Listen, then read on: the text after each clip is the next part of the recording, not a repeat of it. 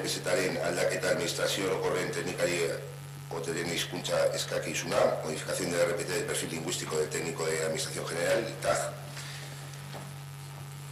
Lanpostu zerrendaren baitan dagoen lehenengo aholkulari juridikoaren lanpostu administrazio orokorren goi mailako funtzionari lanpostu bihurtzeko asmoa du.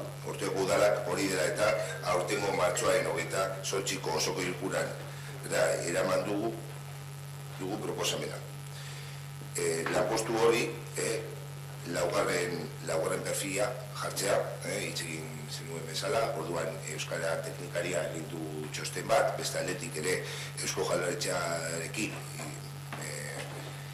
politika linguistikarekin hitz egin dugu, bidali dute txosten bat, ere esaten hori dela, lau perfilia dela, orduan TAG postua perfilatua geratzen da, laugarren perfilarekin.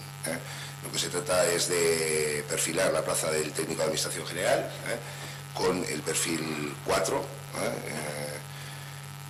Entonces, bueno, pues se ha hecho por parte del técnico de euskera un informe y por parte del Gobierno Vasco de Política Lingüística también se ha trasladado un informe. Entonces, tras su aprobación, si procede, se publicará durante 15 días. Si no hay alegaciones, pues se aprobará la publicación definitiva y quedará perfilada esa plaza con un perfil 4.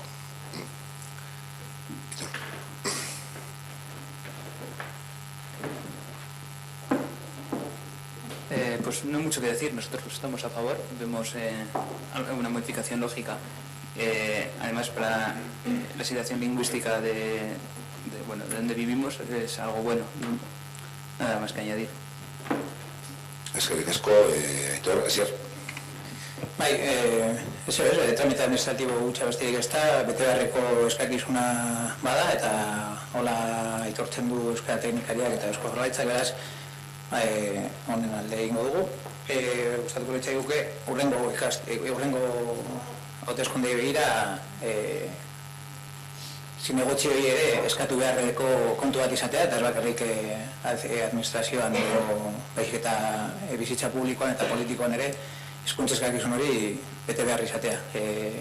Oraindik ere, gara izabiltzate alduzuenok, behintzat eskakizun hori betetzeko. Eskerrik asko eta ados nago zurekin, orduan baita hizkuntza aldetik eta beste aldetik ere emakumeen aldetik aldatzen den daukagun gaurko zinegotziak. Jose. Bai, gu ere ados gaude, alde bozkatuko dugu. Nos queda la duda de que siendo como era una plaza imprescindible para el buen funcionamiento del ayuntamiento, ¿cómo es que se ha esperado justo hasta el último pleno de la legislatura para llevar a cabo su aprobación? Ez dakigu hori txostenak egon dira, pasaden osoko bilkuran zegoen dokumentazioa, baina zen aurrera eraman eta txosten tekniko bat faltatzen zen, Euskaditzako txosten bat, orduan epeak horiek izan dira. Ez da azken eguna ekatzeko, pasaden egunean zegoen, baina txosten bat falta zen. Orduan txostenak falta dira bai Euskal Teknikarikoa, beste aldetik Eusko Jaurlaritzakoa eta beste aldetik ere udal idazkaritzarena. Orduan, horrezatik ez da ekarri, ez da egongo baziren, ekarriko zen. Decía que no se ha traído porque no estaban los informes técnicos correspondientes que debían estar. Entonces, bueno, una vez que están los informes, pues se ha traído para su aprobación. El pleno pasado estuvo, pero faltaba un informe, entonces con lo cual, por eso no se tramitó, que se llegó a comentar en la comisión. Y bueno, pues desde luego que sea el paso adelante para ese puesto tan importante que hace falta. Por otro lado, desde la Secretaría General se está trabajando en el pliego, que nos faltan algunos remates, entonces yo creo que ya en la siguiente legislatura contaremos con ese puesto tan importante para el Ayuntamiento.